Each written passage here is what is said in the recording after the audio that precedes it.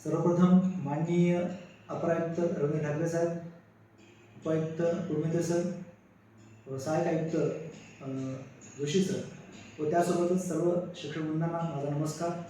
मी संजय लक्ष्मण बोलतावर, प्रभारी प्राचार्य, Eklavya model residential school, Borgaon बाजार, तालुका देवळी, जिल्हा गोंदिया. आज मी इथे तुम्हाला माझ्या शाळेतील जो JEE मेनचा जो रिझल्ट आहे, CETचा जो रिझल्ट आहे, त्या संदर्भात थोडक्यात माहिती देण्याकरिता मी इथे उपस्थित झालेलो आहे. साहेबांनी मला काल आदेशित केलं होतं की तुम्ही म्हणजे कुठल्या प्रकारचे तुम्ही जे कार्यक्रम इथं राबवलं त्याचा थोडासा संदर्भ आमच्या सर्व कर्मचाऱ्यांना द्या, यासाठी मी इथे उपस्थित झालो.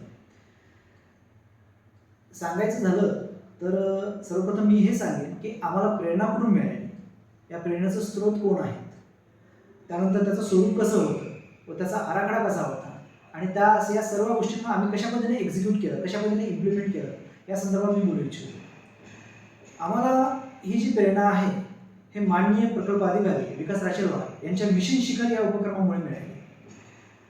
मागील शैक्षणिक वर्षात 2021-22 मध्ये प्रकल्प अधिकाऱ्यांनी शासकीय आश्रमशाळा बोरगाव बाजार येथे 50 विद्यार्थ्यांकरिता, म्हणजे 7 आश्रमशाळा व एक EMRS यामधील 50 विद्यार्थ्यांची निवड केली होती व त्या विद्यार्थ्यांना 2 महिन्याचं क्रॅश कोर्स उपलब्ध करून दिलं होतं.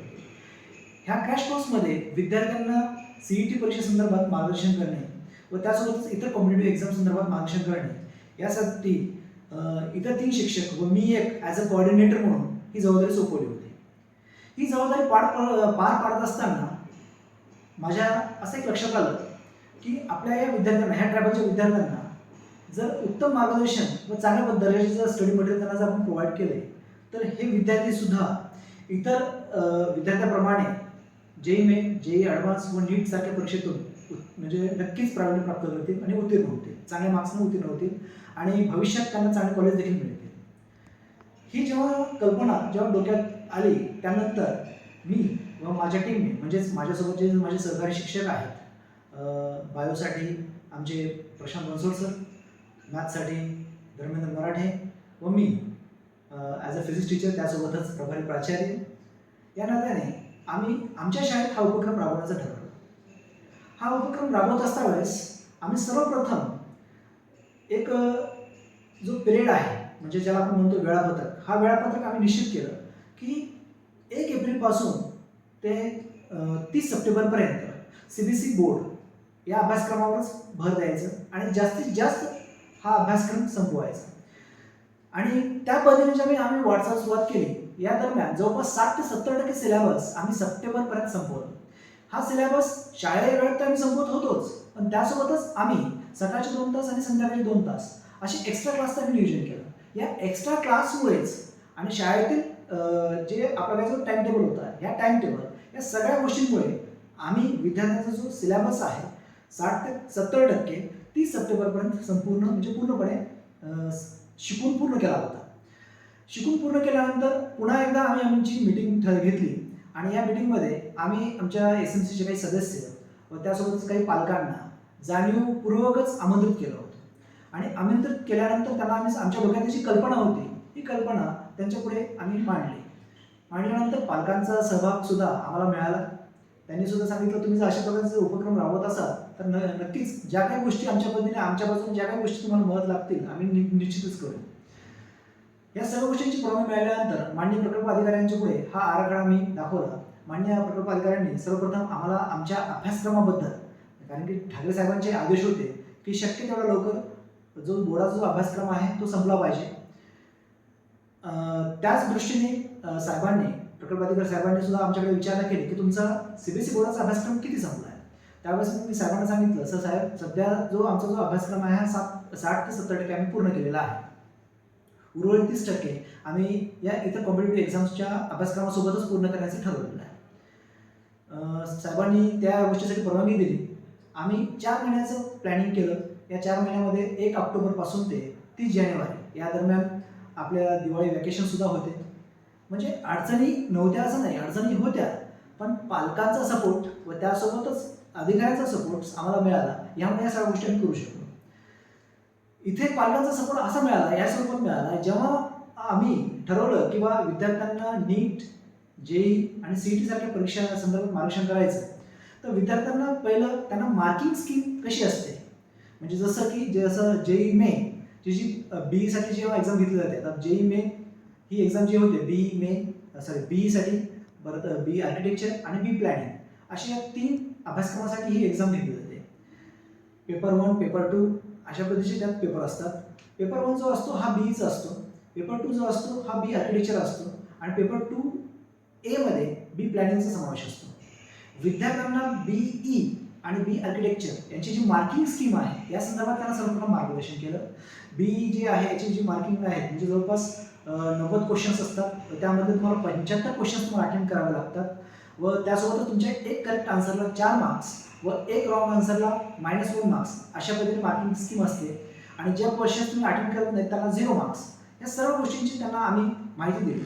माहिती दिल्यानंतर विद्यार्थ्यांसाठी आम्ही जेवढा भाग शिकवला होता 70% जो भाग आम्ही पूर्ण केला होता, त्यावर आधारित फिजिक्सची 50 मार्काची, केमिस्ट्री 50 मार्क, बायो 50 मार्क व मॅथ 50 मार्क असे 200 मार्काचे एक सॅम्पल पेपर आम्ही तयार केला, सेट केला.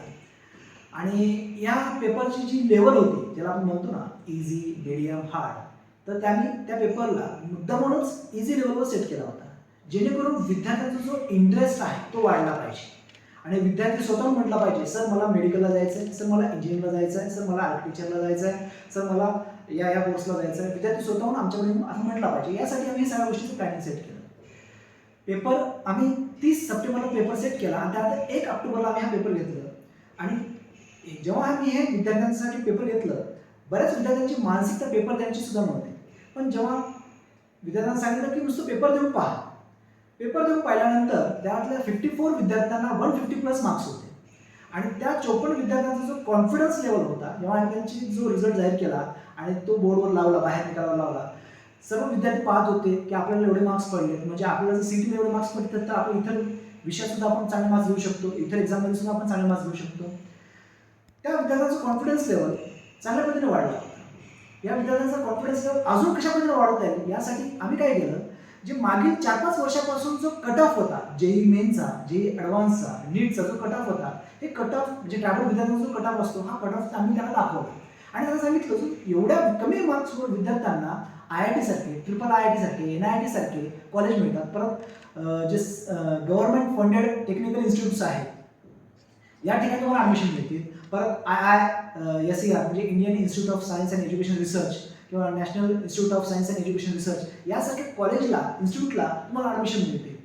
आणि तुमचं तिथं एकदा ॲडमिशन झालं तर तुम्हाला भविष्यात कशा पद्धतीने, कुठल्या पद्धतीने तुम्हाला नोकरी मिळेल, त्याचं पॅकेज काय असेल, ह्या सर्व माहिती आम्ही त्यांना सहज दिलं. या सर्व गोष्टींमुळे त्यांचा जो कॉन्फिडन्स लेवल आहे हा एकदमच, ज्याला आपण म्हणतो 0 to 100 अशा पद्धतीने त्यांचा कॉन्फिडन्स लेवल वाढला होता. आणि त्यांच्या या कॉन्फिडन्स लेवलमुळे त्या विद्यार्थी स्वतः आपल्या पालकांना फोन करून सांगत होते की मला पुढील म्हणजे पुढच्या होणाऱ्या ज्या म्हणजे जेई मेनचे जे 2 एक्झाम सीझन असतात, सीझन 1 आणि सीझन 2, जे जानेवारीमध्ये होते असते आणि सीझन 2 जे आहे ते एप्रिलमध्ये होते. सीझन 1 मध्ये जास्तीत जास्त विद्यार्थ्यांनी आम्हाला सांगितलं की सर सीझन 1 ची जी पहिली परीक्षा आहे जेई मेनची आम्हाला द्यायची आहे आणि त्यामार्फत आम्हाला ॲडमिशन्स घ्यायचे आहेत. त्यानंतर होणारी जी सीईटी आहे, त्यानंतर जी होणारी नीट आहे, या परीक्षेसाठी सुद्धा आम्ही तयार आहोत, फक्त तुम्ही आमच्याकडून तयारी करून घ्या. विद्यार्थ्यांनी जेव्हा असं बोलायला सुरुवात केलं, विद्यार्थ्यांच्या या बोलण्यामुळे, विद्यार्थ्यांच्या या फीडबॅक्समुळे आमच्यामध्ये एक वेगळा कॉन्फिडन्स लेवल तयार झाला. आणि त्या दृष्टीने आम्ही प्लॅनिंग करायला सुरुवात केली. आम्ही प्लॅनिंग अशा पद्धतीचं केलं की सर्वप्रथम जे अभ्यासक्रमामध्ये जे वेटेड चॅप्टर्स आहेत, जे म्हणजे ज्यांना जास्तीत जास्त ज्या चॅप्टर्सवर किंवा ज्या टॉपिक्सवर जास्तीत जास्त प्रश्न पडतात एक्झाम्समध्ये, अशा चॅप्टरचं पहिलं सिलेक्टिव्ह चॅप्टर्सना आम्ही पहिलं कव्हर करायचं ठरवलं. आणि यामुळे असं झालं की विद्यार्थ्यांचा जो कॉन्फिडन्स लेवल आहे तो वाढला. कारण की त्यांना असं वाटत होतं की जेव्हा जेव्हा आम्ही त्यांचे सॅम्पल पेपर्स म्हणजे एक DPP घेत होतो किंवा WPP घेत होतो, WPP म्हणजे weekly practice papers, DPP means daily practice papers, हे आम्ही जेव्हा घेत होतो तेव्हा विद्यार्थ्यांना चांगले मार्क्स पडत होते. आणि सुरुवातीलाच आम्ही ॲज एक विद्यार्थ्यांची जेव्हा कॉमन एंट्रन्स टेस्ट घेतली होती शाळेत, त्याच्यानंतर जेव्हा आम्ही हे DPP आणि WPP घेत होतो, त्याचा जो कॉन्फिडन्स लेवल आहे अजूनच हळूहळू वाढत चालला होता. आणि एक अशी गोष्ट लक्षात निदर्शनास येत होती सातत्याने का विद्यार्थ्यांना जे स्टडी मटेरियल आहे, हे स्टडी मटेरियल हे पुरेसं नाही. मग अशा वेळेस आम्ही नाही का आमच्या स्वतः म्हणजे एक वेगळा म्हणजे जो आमच्याकडे जो वेळ अवेलेबल टाईम होता त्या एक्स्ट्रा टाईममध्ये आम्ही स्वतः काही पीपीटीज बनवले, काही पीपीटीज मार्केटमधून आम्ही विकत घेतलो सो खर्चाने. व त्यासोबतच आमच्या माननीय प्रकल्प अधिकाऱ्यांनी यांनी सुद्धा आम्हाला बाहेरून फिजिक्स केमिस्ट्री बायो मॅथ यासारखे जे विषयाचे जे स्टडी मटेरियल्स आहेत ते प्रोव्हाइड केले. हे सगळे स्टडी मटेरियल्स परत आम्ही बनवलेले पीपीटीज, परत आम्ही जे काही छोटे छोटे चॅप्टर्सवर म्हणजे जे स्नॅपशॉट ज्याला आपण म्हणतो, हे स्नॅपशॉट्स आम्ही बनवलं होतं. या सगळ्या स्नॅपशॉट्स, पीपीटीज आणि जे मिळालेले जे स्टडी मटेरियल्स आहेत यामुळे विद्यार्थ्यांचं जे एक्झाम प्रतीचं म्हणजे जे जेई म्हणा, मेन म्हणा, जेई मेन म्हणा, जेई ॲडव्हान्स म्हणा, नीट म्हणा, ह्यासारख्या ज्या परीक्षा आहेत या परीक्षांचं चांगल्या पद्धतीने आम्ही तयारी करून घेऊ शकतो.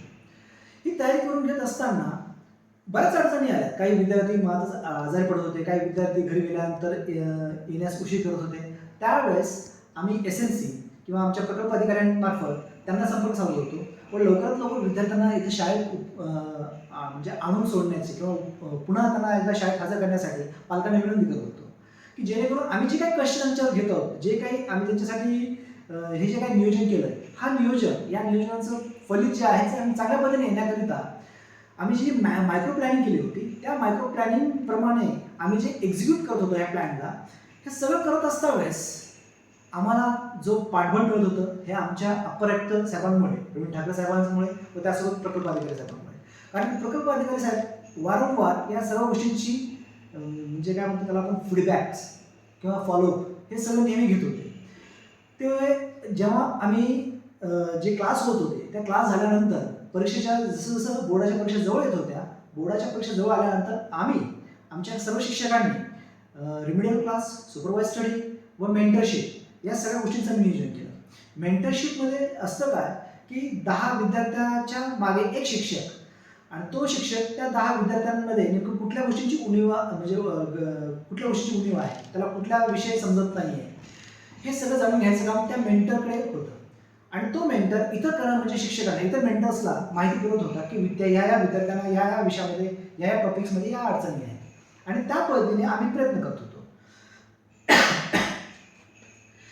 ह्याच्यामुळे एक गोष्ट शक्य झाली ते म्हणजे काय, विद्यार्थ्यांच्या मनातल्या ज्या अडचणी आहेत, विद्यार्थ्यांना येणाऱ्या अडचणी आहेत, या अडचणी लवकरात लवकर आम्हाला सॉर्ट आउट करता आल्या. विद्यार्थ्यांच्या अडचणी जेव्हा सॉर्ट आउट होत होत्या त्यानंतर आम्ही विद्यार्थ्यांना ग्रुप डिस्कशनसाठी किंवा पिअर लर्निंगसाठी म्हणजे जे भविष्यवेधीमध्ये आम्हाला ज्या गोष्टी मिळाल्या होत्या, पिअर लर्निंग, ग्रुप डिस्कशन, याचा फायदा आम्ही तिथं करून घेतला. कारण की जेव्हा आपण 11वी आणि 12वीच्या विद्यार्थ्यांवर भविष्यवेधीमधून जे मिळाले आहेत पिअर लर्निंग म्हणा, ग्रुप डिस्कशन म्हणा, याचा वापर जेव्हा आपण तिथे करतो तेव्हा तुमच्या एक गोष्ट लक्षात येते की विद्यार्थी स्वतःहून या सर्व गोष्टींमध्ये तयार होतोय. त्याला आता शिक्षकांची गरज कमी भासत आहे. याच्यामध्ये सांगायचं म्हणजे मी मुद्दामच याच्यामध्ये अजून एक गोष्ट ॲड करण्याची म्हणजे ॲड करू इच्छितो ते म्हणजे काय, आमच्याकडे अवेलेबल म्हणजे मिनिस्ट्री ऑफ ट्रॅव्हल अफेअर्स मार्फत आमच्या प्रत्येक वर्गात सध्या इंटरॅक्टिव्ह पॅनल्स त्यांनी अरेंज करून दिलेले आहेत. या इंटरॅक्टिव्ह पॅनलला हाय स्पीड इंटरनेट पण आहे जोडलेलं.